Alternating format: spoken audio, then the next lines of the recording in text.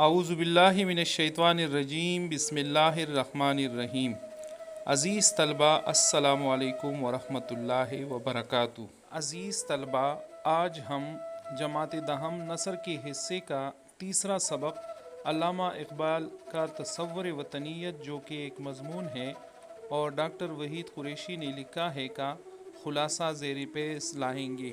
مصنف اس مضمون کے آغاز میں کہتے ہیں کہ پاکستان ایک نظریاتی مملکت ہے، یعنی یہ ایک خاص نظریے کے تحت وجود میں آیا ہے، اور وہ نظریہ یہ ہے کہ ایک ایسا خطۂ ارض وجود میں آئے جو اسلام کی تجربہ گاہ ہو، یعنی یہاں پر عملی طور پر اسلامی اصولوں کے مطابق زندگی گزارنے کی اجازت ہو۔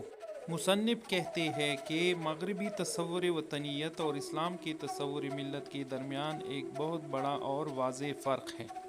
وہ فرق اور امتیاز یہ ہے کہ مغربی تصور وطنیت کی بنیاد رنگ و نسل، زبان اور جغرافیائی حدود پر ہے۔ اسی رنگ و نسل، زبان اور جغرافیائی حدود پر کسی ملک کے عوام اپنا قومی تشخص متعین کرتے ہیں، جبکہ اسلامی نظریہ قومیت رنگ و نسل و زبان سے بالاتر ہے اور ایک کلمہ توحید کی بنیاد پر قائم ہے۔ اسلام رنگ و نسل اور زبان کے فرق کو مٹاتا ہے اور تمام عالم اسلام کو ایک وحدانیت کی لڑی میں پروتا ہے۔ مصنف علامہ اقبال کے نظریے کی وضاحت کرتے ہوئے کہتے ہیں کہ اقبال زبان پرستی اور وطن پرستی کے مخالف تھے۔ ان کی مخالفت کی وجہ یہ تھی کہ اقبال کے نزدیک زبان انسان کے اظہار کا وسیلہ ہے۔ زبان بت نہیں کہ اس کی عبادت کی جائے۔ اگر زبان کو مقصد ٹھہرایا جائے تو اس سے بہت سی خرابیاں پیدا ہوں گی۔ اس لیے اقبال نے زبان پرستی کی مخالفت کی۔ اسی طرح وطن پرستی بھی ہے۔ اقبال کے نزدیک مغربی وطن پرستی میں رنگ و نسل، زبان اور جغرافیائی حدود کو دیکھا جاتا ہے، جبکہ اسلام رنگ و نسل اور زبان کے فرق کو مٹاتا ہے۔ اس لیے اقبال نے وطن پرستی کی مخالفت کی۔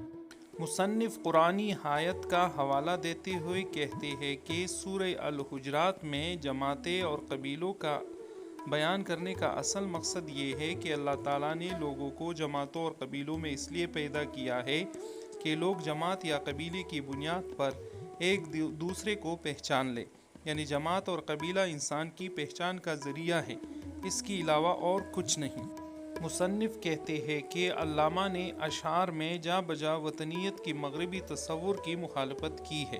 اس کے علاوہ ان کی نثری تحریروں میں بھی مسلمان ممالک کی عمرانی تاریخ کی مدد سے مسلمانوں کے تصور وطنیت کے بارے میں بعض بنیادی تصورات ملتے ہیں۔ اس مرحلے پر جغرافیائی اور مجرد تصورات کے درمیان ربط کی تلاش ہمیں پاکستانی قومیت کی اصل بنیاد تک لے جا سکتی ہے۔ اس پورے مضمون میں مصنف نے جو خاص بات بیان کی ہے وہ یہ ہے کہ چونکہ پاکستان ایک خاص نظریے کے تحت قائم ہوا تھا، اس کے پیچھے زبان یا حدود کی کوئی سوچ کارفرما نہیں تھی، بلکہ اصل سوچ جو اس کے پیچھے کارفرما تھی وہ یہ تھی کہ یہاں پر مسلمان اللہ تعالیٰ کی حاکمیت کے مطابق، حضور صلی اللہ علیہ وسلم کے مبارک طریقوں کے مطابق زندگی بسر کر سکے اور پوری دنیا کے لیے ایک نمونہ